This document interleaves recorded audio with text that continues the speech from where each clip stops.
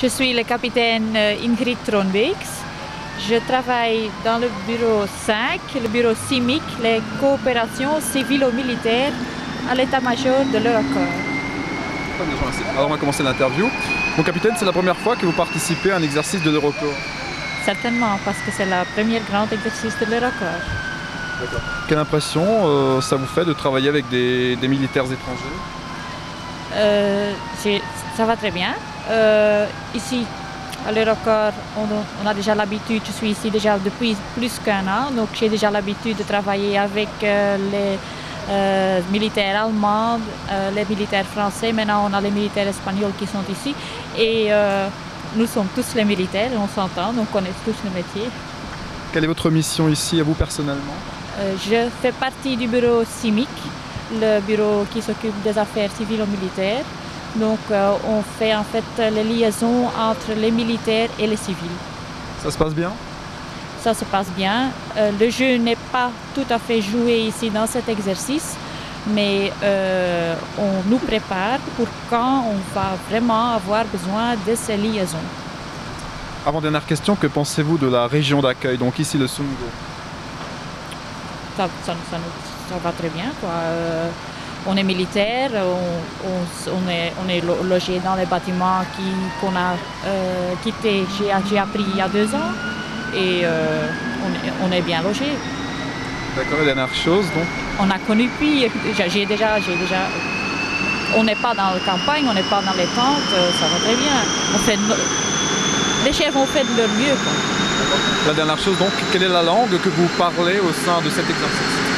Les langues qu'on utilise pour travailler sont l'allemand et le français. Aucune de ces 2 langues est ma langue maternelle parce que moi je suis belge et ma langue maternelle est le néerlandais. Oui, alors je suis le colonel Yves Montaru. Ma fonction ici, je suis au bureau presse. Je ne suis pas partie permanente de l'état-major du corps européen. Je ne suis ici qu'en renfort. Je suis moi-même ancien militaire d'active, je suis maintenant officier de réserve, j'ai quitté il y a 3 ans. Et dans le cadre, disons, de l'utilisation des réserves, eh bien, j'ai demandé à faire cet exercice et en fonction de mes compétences, entre autres, bon, on m'a affecté au bureau presse. D'accord. Alors, peut-être avant de commencer, on peut rappeler en quoi consiste cet exercice Pégase? Bien, alors d'abord, ce qu'il faut savoir, c'est que l'exercice Pégase, c'est le premier exercice, c'est un exercice majeur, et c'est le premier exercice du corps européen. Donc c'est un petit peu son galop d'essai. Je me dis que les hélicoptères, c'est son galop d'essai, et certain que c'est pas un corps quelconque qui manœuvre, c'est un corps qui pour l'instant comprend des troupes de 4 nationalités, je devrais dire 5 parce que le Luxembourg également a une petite participation à la taille de son armée, si on veut. Et il est certain que nous allons recevoir la visite d'observateurs étrangers qui ne sont pas encore dans le corps européen mais qui peut-être souhaiteraient y rentrer. Et c'est donc une sorte de démonstration vitrine. Alors cet exercice, il a surtout pour but, si vous voulez, sur le plan purement tactique, etc., ça ne représente pas grand-chose. Je vous ai montré tout à l'heure que c'était un exercice assez simple, qui se passait dans un premier temps dans la partie est de la France, hein, si vous voulez, et nord-est de la France, et qui ensuite, après la bascule du 11 novembre, se déroulera dans le sud-ouest de l'Allemagne.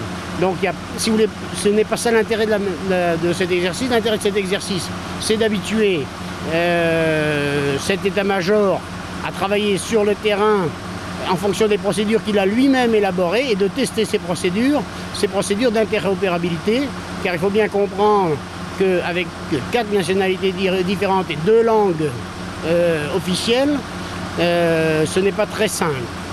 Ensuite, c'est de faire manœuvrer les PC des unités subordonnées, des divisions belges, brigade espagnole, brigade franco-allemande, première division française, première division blindée, ainsi de suite, de faire manœuvrer donc les grandes unités qui lui sont subordonnées.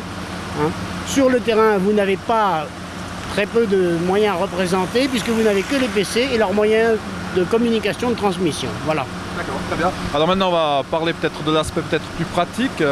Vous, quand vous êtes arrivé donc sur ces lieux, comment vous avez trouvé les lieux en fait? Eh bien, bon, ce quartier était bien entretenu, je parle de l'extérieur, mais enfin, moi je suis arrivé que avec tous les joueurs en quelque sorte, mais je connais assez bien le bataillon de quartier général, qui est l'unité qui soutient l'état-major du corps européen. Et là, il faut noter que c'est la seule unité de ce corps qui est multinationale. Donc elle comprend elle est sous le commandement d'un officier français, mais elle comprend des militaires français, belges, espagnols et allemands. Donc, vous voyez déjà, bon, cette unité a eu pour mission de préparer le terrain.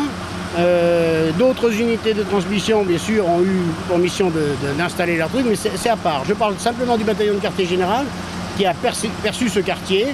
Et ce quartier, bon, puisqu'il a été désaffecté en quelque sorte, il a fallu y installer tout ce qu'il faut pour qu'environ 1600 personnes puissent y vivre, travailler et s'y reposer pendant les périodes de repos.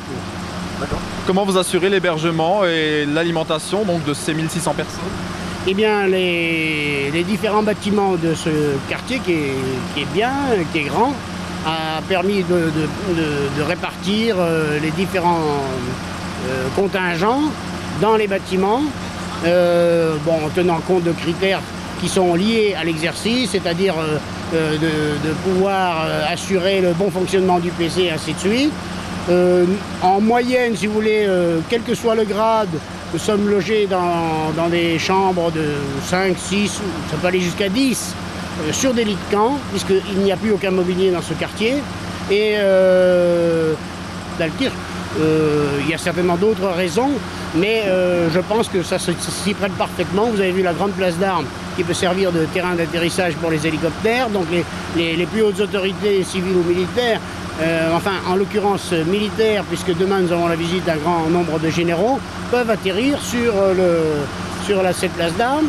Ce que je voudrais vous dire, et puisqu'on est devant, c'est que nous sommes devant l'ensemble popote, car si nous sommes devant le bâtiment où tous les personnes prennent leur repas, une sorte de self, il faut savoir que les cuisines n'existent plus à l'intérieur et que tout se fait dans cette partie-ci que vous voyez derrière moi. Et si vous voulez, on va y faire un petit tour et regarder les roulantes, comme on dit, et voir que, je ne sais pas si elles sont maintenant en activité, mais il faut savoir qu'il y a pratiquement un service continu de cafétéria sûr, et en tout cas de repas qui s'étalent sur des plages assez importantes, puisque compte tenu des différentes bordées de travail, des différentes équipes et du monde qu'il y a à nourrir, eh bien il faut assurer des plages de repas de l'ordre de 3 à 4 heures au moins par repas. Du corps européen. J'ai un homologue français, lieutenant-colonel Van Cleer, et le chef du bureau est un Belge, le colonel Van Steenland. Le colonel, c'est le premier exercice de l'Eurocorps sur le terrain. Ça se passe bien? Oui, nous sommes très constants, ça se passe bien. Nous avons les premières expériences et ils sont très bonnes. C'est facile de faire travailler tout ce monde, sachant qu'il y a quand même un problème de langue? Nous n'avons pas de problème de langue parce que normalement chacun parle sa propre langue, ça veut dire le français ou l'allemand. C'est pourquoi normalement je donne les interviews en allemand. Et à propos de relations et de contacts, comment la population vous a-t-elle accueilli, puisqu'il y a quand même beaucoup de militaires dans la ville? Moi-même, je n'ai pas de contact avec la population pour l'instant, mais ce sont nos soldats qui font les achats à la ville ou qui sont en route avec leurs véhicules. Ils ont des contacts et ils sont bien accueillis ici. D'accord, une dernière chose, comment les gens donc, qui participent à cet exercice s'amusent-ils par exemple le soir? Nous n'avons pas d'opportunité de s'amuser ici. Nous travaillons pendant toute la journée et pendant la nuit aussi. Et c'est pourquoi on est très fatigué le soir, on n'a pas. Bien mon commandant, comment se passe votre séjour à Altkirch dans cette caserne Plessier? Oui, ça se passe très bien, c'est une belle expérience pour moi. C'est la première fois que j'ai l'opportunité de faire un exercice de niveau corps d'armée et à l'état-major. Très bien, très bien. Vos contacts avec vos collègues étrangers se passe bien? Très bien aussi, mais de toute façon, j'ai l'habitude déjà de travailler avec mes collègues parce que je suis à Strasbourg, au corps européen, depuis le mois de février 93, l'année dernière. Je travaillais comme officier de liaison espagnol. Et maintenant, depuis le mois d'octobre, 1er octobre, je suis affecté au bureau logistique de l'état-major du corps européen. Alors j'ai déjà l'habitude de travailler avec eux, je suis très content. Ouais. Est-ce que les militaires participant à cette opération ont tous la même conception de l'armée? Je comprends bien. Qu'est-ce que vous voulez dire avec ça? Je veux dire, est-ce que vous avez la même vue de l'armée, puisque là on parle en termes d'armée européenne, mais est-ce que les militaires espagnols comme vous ont la même image de l'armée que vos collègues allemands par exemple? Bon, on a des traditions différentes au sein de chaque armée, mais ici on essaye de faire une armée européenne, une armée commune. Alors on parle tout dans la même langue et on essaye de travailler ensemble et de faire quelque chose de différent à ce moment-là. Mais c'est sûr que les cultures sont différentes. On a des cultures différentes, des cultures militaires quand même. Ouais. Qu'est-ce qui vous plaît ici dans cette région précise? Oh, à Strasbourg, la région de Bas-Rhin et de Haut-Rhin. Ouais, il me plaît tout, surtout la façon de vivre, les gens. Apparemment, au début, ça sont un peu sérieux. Mais après, quand on fait la connaissance, c'est très agréable. C'est joli, ces régions-là. Et surtout le vin de ces régions. D'accord. Et d'ici, donc de cette caserne ici, vous garderez quels souvenirs?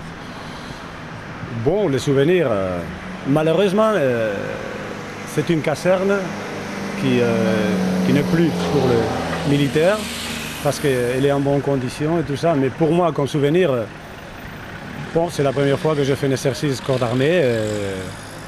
Et c'est tout. C'est tout. Pour finir, vous me donnez votre nom, votre prénom, votre fonction. Bon, je suis le commandant Asarta, Alberto Asarta. Je suis officier d'état-major de l'armée espagnole. Et je travaille maintenant au bureau 4 de l'état-major du corps européen. Bon, ici, on fait la queue pour prendre la douche. Et ça dépend de la bordée, bordée 1 ou bordée 2. Il y a des différents horaires. Et quand même aussi, il y a différents horaires aussi pour les dames. Et on fait le queue n'importe si c'est de militaires d'Iran, officiers, n'importe qui. Hein. Après, on rentre à l'intérieur et on se douche, c'est tout.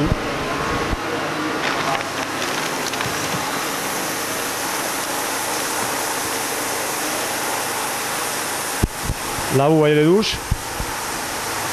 Maintenant, il y a une... Allez-y, vous pouvez... Bon, heureusement, ici, on est couvert, mais en réalité, à l'extérieur, on serait à l'extérieur. Ah, on dort à 9, comme vous pouvez voir. Maintenant, il y a deux camarades, un camarade belge, un camarade débordé, un bordé qui travaille entre 11h le matin et 11h le soir, et un autre bordé qui travaille entre 11h le soir et 11h le matin. Là, comme vous voyez, c'est pas confortable, mais c'est bon. Heureusement, on a des lits de campagne